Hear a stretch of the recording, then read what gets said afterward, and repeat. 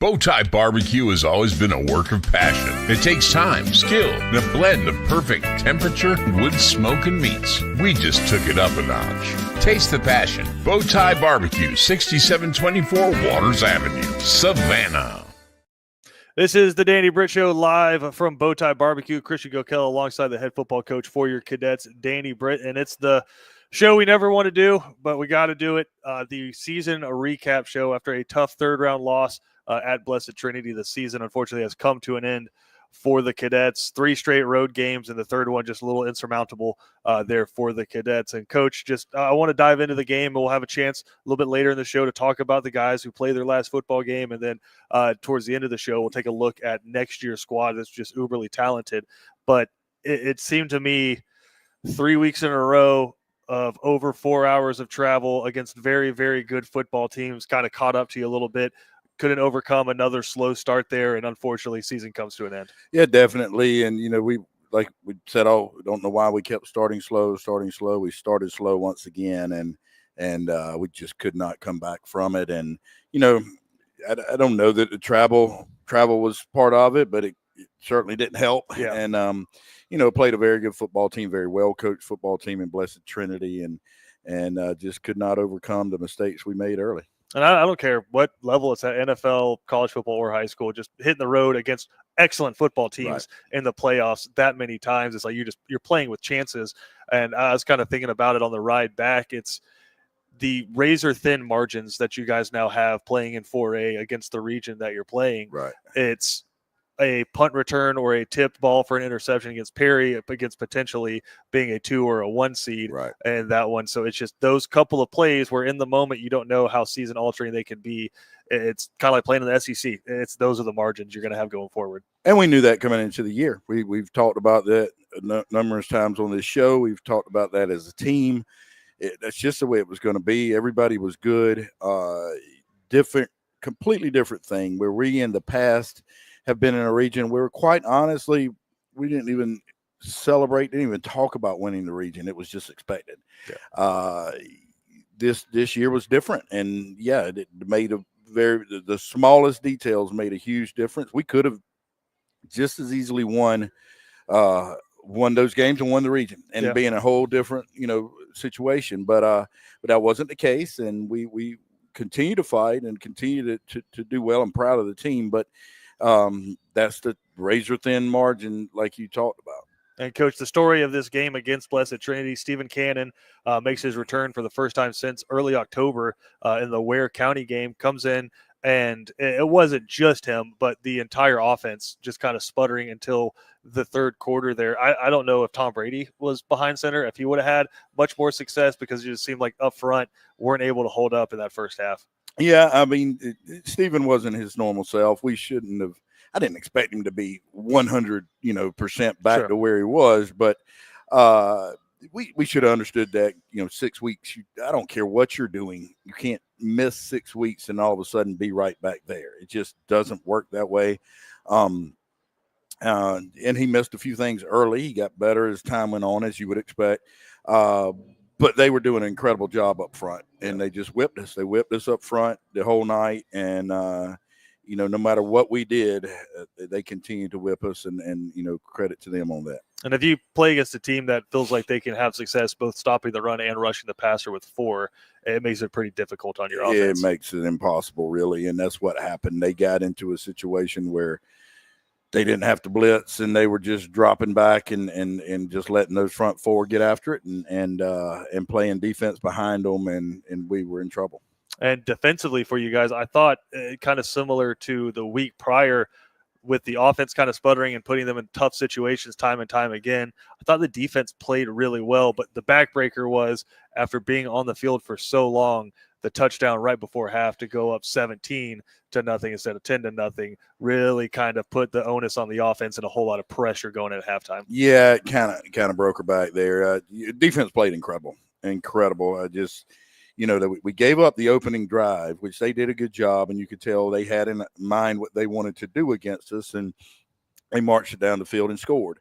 We then gave them the ball right back. We stopped them, gave them the ball right back. We blocked the field goal. Yeah. Just did a number, then held them to a field goal in a tough situation. So the defense played really well. They hit us there at the end. We had I had specifically talked to the defensive backs, especially the corners. Do not give up the inside. Don't give up the slant. Don't, once you're down in goal line situation, especially. And they hit us with a slant and go. Yeah. And Zach, who's had an incredible career for us, and just an incredible cover guy.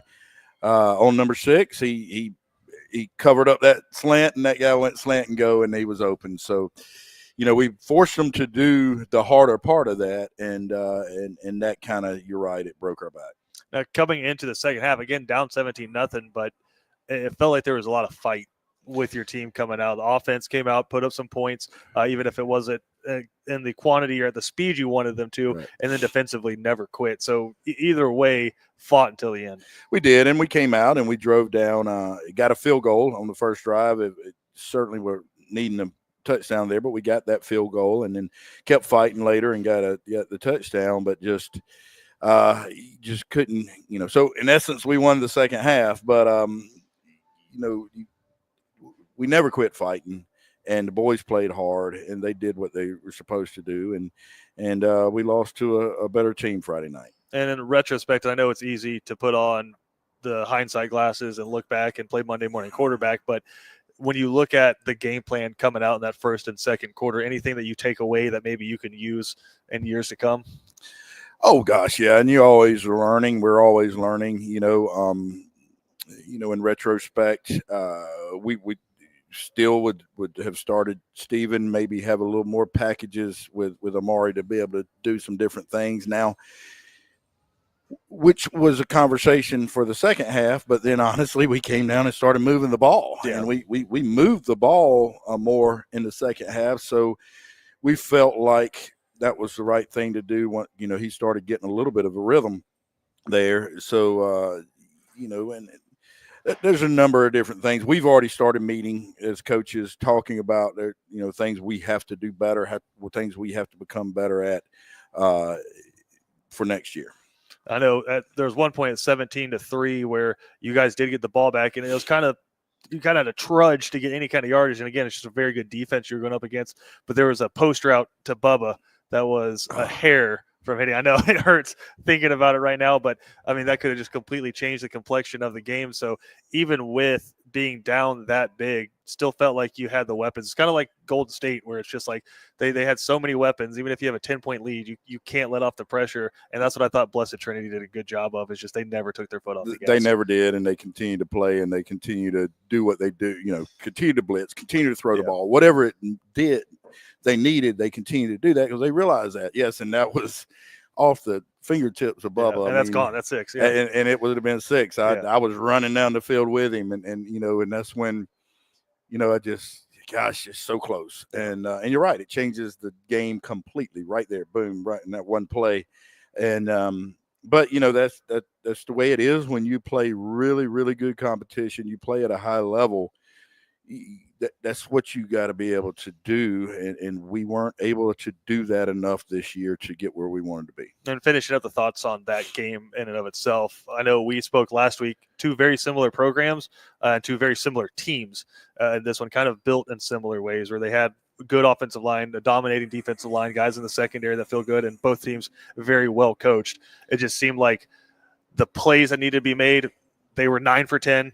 Right. I mean, we were 1 for 10 in that game. That's just too much to overcome. They threaded the needles on a few throws, and we weren't able to thread the needles on those same kind of throws right there. And when it comes down to 2 very similar teams, that's usually going to come out on top. Yeah, that's it. You said it exactly very well. They made those very small, detailed plays that you have to have, and it sometimes that just happens. It's not even. I don't know how, as a coach, I'd like to think I have enough control that there's a reason why somewhere. And we're already again meeting as coaches, trying to figure out what that is, what we could do differently, what we've done differently, in the past when we've been so successful. But ultimately, you're right. The way I said it is Blessed Trinity was playing at a pace and a level that we normally are playing at this time of the year, but we were not. And again, comes down to that, and the cadet season unfortunately comes to an end there in the third round. And Coach, I want to talk about this senior class here, because when you look back at it, 2 state championships to start their careers, and you had some guys playing on Friday night that were big contributors to those 2 state championship teams. No doubt. And then they go to the semifinals last year and make it 3 rounds this season. I don't know that in the history of the state there's a whole lot of senior classes that have played more football games than those guys and have walked away with 2 rings. Just very historic and unbelievable careers for those guys. Yeah, and I told them after the game, I think I said on the radio show after the game, that they couldn't do it right now because they were hurting, as they should be. I mean, as I was, heck, we all were, right? But once they could get away from it just a little bit, they could look back and go, wow, what an incredible career. Be very proud of that career. Be very proud of what they've done as a senior class, and relish in it. And I know they've already started doing that. I've talked to most of them, and they were able to do that and say, I'm so proud of, what we had done, and, and all the things. I thought one of the cooler storylines from this season was that group that maybe wasn't going to play, but you gave them so much credit, where after Steven gets hurt, there's a group of seniors that kind of stepped up. Again, maybe guys who weren't starters, but they stepped up and they were able to help lead from the practices and the lifting sessions and kind of keep everything on track through the season. Yeah, we had a number of guys that, and it's always hard, and I get it. It's hard as a senior to not be playing a lot, but finding ways to lead and be a important part of the team. And they, a lot of those guys did that. I was very proud of them, and hopefully they're proud of what they were able to accomplish. And in your mind, I know these guys are going to have another semester of high school coming up after Christmas break, and then they're off to college, or maybe some of them are off to work.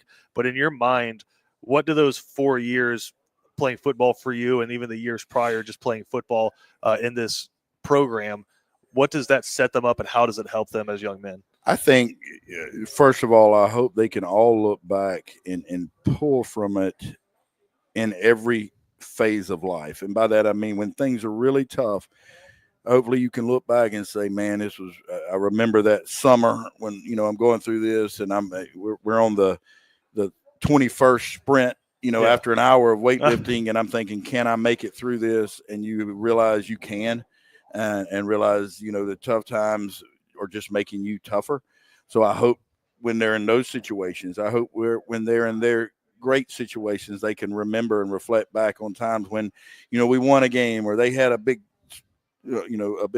score or something, and they can look back and say, oh, I remember this feeling, but also know that you can't get too overexcited. I hope they can look back at every aspect of playing football and connect to how it associates in real life. I think the biggest thing you can take away from a coach is when they have cadets of their own, right. 10, 15, 20 years from now, they can be like, you guys think football's hard now.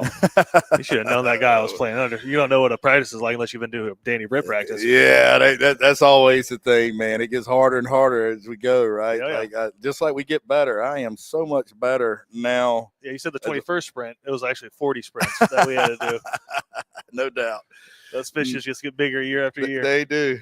That's the way it's supposed to be, I guess. But again, just setting those guys up for success. I think that's not just a football team, but what Benedictine does so well is just set young men up for success, and just unbelievable job being. I always call it the front porch, just the front side of this university, this school, and this institution. I think those guys represented it really well. I think so too, and you look back, and if I talk to a random person and I say we were 7-5, and they're going to go, wait, what? But against the schedule we ran with the injuries we had, those guys did a very good job of representing, took us as far as we could go, and very proud of that. They know that. I think they know, okay, we represented well. We traveled this, state well, and did a good job. Now, for you guys as coaches, I know you've kind of alluded to it a couple times. You've already had meetings about what's coming up next. But for you, what is the next step in the process with the staff getting ready to get started for a winter workout and spring football? They're going to come really fast. Yeah, well, first of all, just meetings, and I've met with quite a few of the staff already, and we'll finish that up next week. Just getting their opinions on how they feel, and and pretty much that's all I'm going to do is like, how do you feel? How do you feel you did? How could we be better? All of those things. Then, we'll come back together in January and talk about what we will do, my expectations, any changes we're making with the staff. And then I've got to hire some people, administration. I need 3 more coaches, 3 more full-time coaches. And so we're going to have to hire that, and how we do that. And so that's how it looks right now. Of course, I'll put everything together, lay out a plan, and we'll meet again late January as a team. And then February, we'll start morning workouts and football specific stuff as of February. And I know we've talked about this before, but football coaches coach players, head coaches coach the coaches. Right. What were the conversations like after that game? Because I'm sure there were some guys beating up on themselves pretty hard. Not yes and no. I mean, I think we all have talked about, what we could do, and we've done it long enough. We understand, you can always have, anytime you lose, you're going to have regrets. Anytime you win, you kind of forget about those things. They're there. Yeah. You didn't do everything perfectly. They're there. When you win, you just kind of forget about it. And we talked about things we can do better. But we kind of started that really weeks ago. It was in one way when Stephen went down against Ware, we kind of had to recover from that. Things fell apart in an odd way. And it wasn't just Stephen. What I found out, there were other things coming to the top then. And we covered a lot of that stuff then. And I think hence, you could tell we started playing better as a team from that point forward. And so we've covered a lot of that and already kind of came up with some decisions of things we're doing differently for next year.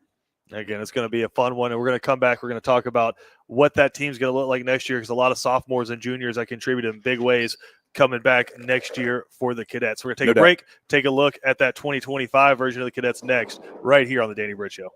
Ace Hardware is celebrating 100 years of helpful, and Island's Ace Hardware is Savannah's own. 318 Johnny Mercer Boulevard in Wilmington Island. They're our hometown, locally owned Ace Hardware. From A to Z, they've got it all to help you get things done. Island's Ace Hardware is a proud BC sponsor. Ace is the place with the helpful hardware. At Benedictine alumni-owned Stacked Firewood Delivery, we're all about the best premium firewood, conveniently delivered in manageable stacks at the right price. We're talking kiln-dried, pest-free firewood. You see, our custom stack is equal to about 10 fires. Choose oak, cherry, hickory, or mixed hardwoods. Stacked Firewood Delivery. Go to stackedwood.com. That's stackedwood.com. BC Brothers Moving is Savannah's most trusted moving service. From residential to commercial to packing supplies, BC Brothers does it all.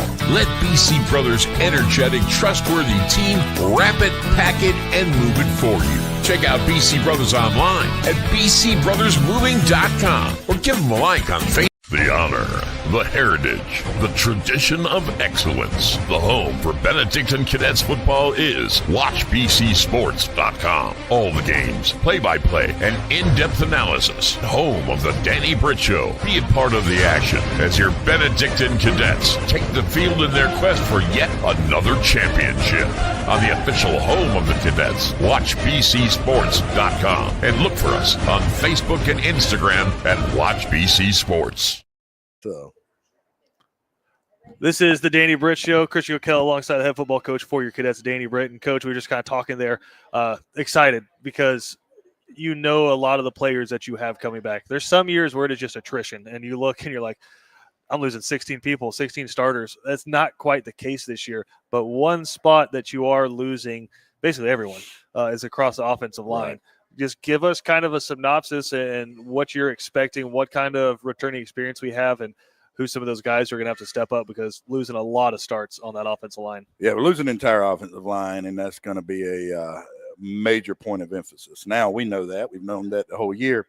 We have a very good group of 10 to 11 people that are going to be sophomores and juniors that can step in, and we're going to see – they've already started working, and we lift weights every day.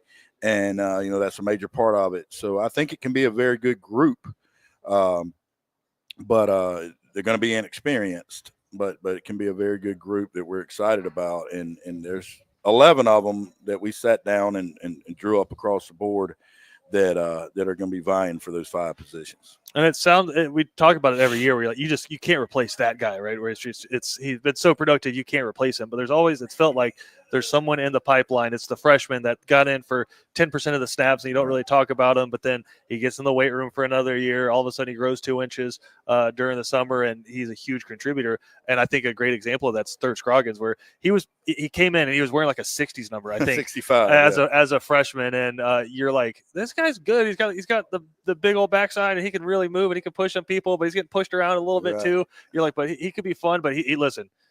He's not a chrome dog, he's not one of those guys. He's not a Holden Sapp just yet. And then 2 years later, 3 years later, we're talking about a 4-star heading to Miami. Right. So it's just, there's always that guy when you're looking. Let's start with third. He's off to go play for Miami. Who are a couple of guys you think could step up and fill his shoes next year?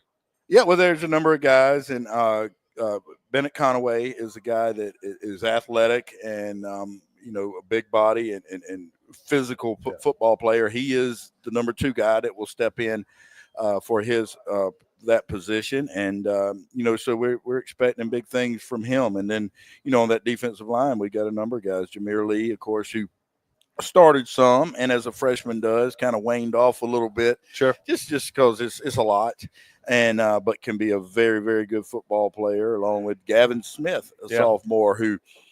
He ended up starting both sides of the ball after we had all those injuries in that first game, and did good and got better and better as a defensive lineman, a big body and can move.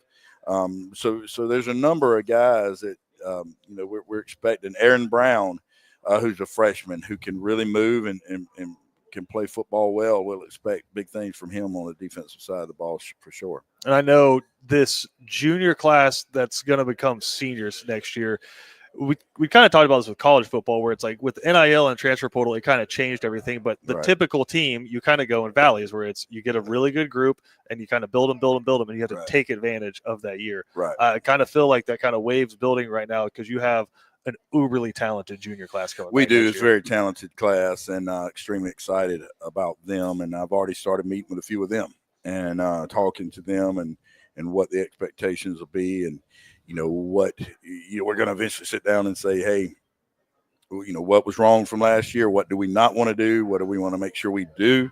But yeah, I'm super excited about this class coming up. And I know if you guys did like a fantasy draft across the state and you said, hey, you can have Stephen Cannon and Bubba Frazier, I don't know that there's too many duos that people would pick over those 2 guys. No, they're dudes, and they're dudes that are going to be very hungry. Because obviously Stephen is hungry. He missed half the season and just wants to do over, and so here he's going to have it. And then Bubba, who carried us a lot in this, but didn't have quite the explosive year he wants. They'll both be they'll all be very hungry. Yeah, and then you start going down that list, the Josh Washingtons, the Mekhi Williams, and those guys. I know Isaiah Jones is going from a sophomore to a junior, which I know junior to seniors can be a big jump, but a lot of times that sophomore to junior year is where you see that biggest jump. But it's just across the board, a lot of guys that are very talented, but as you mentioned, very hungry. I know Stephen Cannon, he wants to be that 3rd starting quarterback in a row to win a state championship. And I know that the kind of pressure, but that's why he chose to come to BC was to play and kind of follow those Holden Garners and Luke Croman-Hawks, and Bubba Frazier kind of the same way with the Bryce Bakers and the guys who came before him. So it's a history to it, but also these guys kind of forging their own legacy. Yeah, definitely. And they are aware of all of that, and they want to make it happen. And I can promise you they're hungry and they're ready. They're still reeling a little bit, and which is normal. But certainly by the time we get to January, they'll be recovered and dialed in and focused and ready to go. I mentioned Isaiah Jones. He's one of those guys where before the season, probably weren't talking about him a whole lot, but he comes in and kind of plays that joker star, whatever position you want to call it, for you guys, and does a really, really solid job. Makes a lot of plays. I think that stood out on film. Right. There's a few times where he looked like a true sophomore out there missing some spots and missing some gap assignments, but a very talented guy that everybody knows his name now. Who are a couple of guys now that you can kind of give us a preview that we'll be talking about at this time next year? I think I mentioned two of them earlier. Jameer Lee and Aaron Brown are very good football players. I think people will be talking about. Aaron Mallard, who you saw this year, I think we'll expect big things out of him upcoming next year, and he can really do some different things. John Black. Okay, that's a football name right there. Yeah, Jonathan Black, and John. He likes to be called by John, but John Black, who from Blessed Sacrament, and he can really go. He can go, and Stuart Dunn, I think, will do a lot of things. Dontre Ford is a freshman that nobody's really got to see much of, but will be a dude for sure. No, I love hearing stuff like that because it's 2 or 3 years ago where you're talking about I'm coming out and you're like, hey, we got this guy's name's Bubba. Yeah, and he can go. Right. And now look where he's at right now. So it's cool when we have these conversations now, so we can look back 2-3 years later and be like, okay, we were pretty right about that guy. Yeah, I can promise you, and John Black he's Bubba Frazier-esque. Okay. I don't know that he's going to end up running that's the pressure right there. End up running a 4.3, but I guarantee he'll hit 4.4. Hey, we'll take it. I don't know. There's a whole lot of people in the state that hit 4.4. No. But again, Coach, looking back, just an unbelievable season. We definitely got the miles on the tires. Yeah, no doubt. If Michelin is looking to sponsor anybody, I think they can come talk to Coach Britt about a potential sponsorship. But all over the state, it was such a fun schedule. And next year, I know a lot of those teams now making the trip down to Savannah to play that game. I think Buford, Benedictine, when you start looking at the biggest games for next year, right, that's going to be one of the biggest ones. No, the schedule not completely full yet, right, but we already know that region schedule is going to be a whole lot of fun. We have to head to Perry next year. We'll head to Ware County next year. Right. So just looking at the future of the program and the support you guys got next year, it feels like it's just continue on that upward trajectory. I think so. I think, everybody, everywhere I've gone, people have, good season coach, proud, and, I'll kind of look at them because it's not, again, 7 wins isn't what we're thinking. And they're like, hey, I get it. We get it. It isn't, a state championship and, 13 wins, but they realized who we were playing. They realized the injuries we had. They realized the different things. And kids fought. We played well. Yeah. We made Benedictine proud. We've Yeah. made the people proud of what we've done. To the few people who don't put their name on the text and the DMs y'all send me, if you're not going to put your name on it, I don't give a whoopee what you say. If you want to put your name to it, let's talk and come. We'll sit down man to man.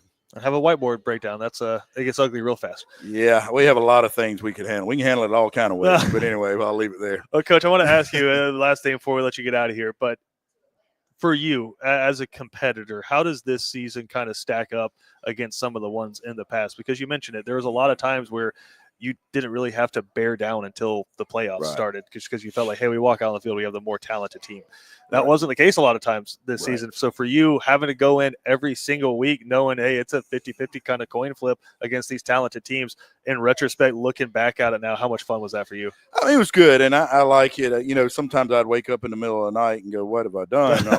I could have just jumped into a region and know I was going to win every week and not really worry about it. But that's not why I'm here. That's not why the kids are here.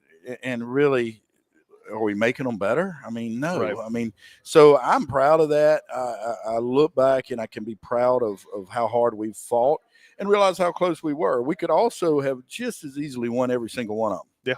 Yeah. Well, except for maybe the first game, we were outmatched. I don't know if that one counts. Yeah, let's do it. Against all the GHSA opponents. Right. Yeah. But the rest of the time, we could have just as easily won and come out in a different scenario. So we have to figure out what that is and try to go make that happen. Yeah. And that's most competitors. That's what they want to do. We want to compete. We don't want to just go out and throw something out there and take a victory and feel empty afterwards. Right. So the games we won, I was very excited about winning. I can promise you that. Yeah, it's like looking at a boxer and you see like the 22-0 record. You're like, who did he box? But if you see a guy who's got like the 17-11 record, right? Like, all right, that guy's been in some scraps. That's a bad dude, right? Yeah, there, he's been in some situations and still standing there fighting. So he must be pretty good. Yeah, and again, one of the best regions and one of the best high school football states, if not I'll still say it, just in terms of per capita, I don't know there's a better high school football state in the country. In talking to college coaches, most of them will say, as far as just football, they feel like Georgia's the best across the. Now, you get into resource and facility and size, you're talking Texas. Yeah. You get into just Number of players, athletes, okay, you're talking Florida. But they say just football and coaching and all, it's Georgia. It's funny. I've talked to a college coach about that same thing, and they said the difference is because they watch tape from Texas and Georgia and California. They're like, everybody's got good players. The only state where every single film looks like the players want to kill each other, is trying to kill each other, is in the state of Georgia. Oh, good. And it's a little bit different in terms of the effort and what it means to these guys down here. So I know for the BC fan base, it's the fun ride every single year. It starts in June, we start kicking it up, and then we get to December, and we're playing in some big games in the playoffs. So for all of us here, I know Kevin and myself get along for the ride. Everybody who followed along from all over the country and other countries. I know we got some followers in Ireland and England that watch as well. So for everybody that was along for the ride, Coach, we appreciate it, man, and super excited about next year. Yeah, thank you so much. Thank you for everybody supporting. Thank you, Christian. You guys just do an incredible job, and continuously everybody I talk to just talks about what a great job you guys do, you and Kevin, and how proud they are to be a part of it. Thank you guys for that, and it's been a great run so far, and hopefully we'll keep it going. Well, Coach, I know the next 6 months will fly by. We'll be we'll be right back here previewing that first game of the upcoming season. So we appreciate it, man, and excited for the offseason. Thank you. Go Cadets.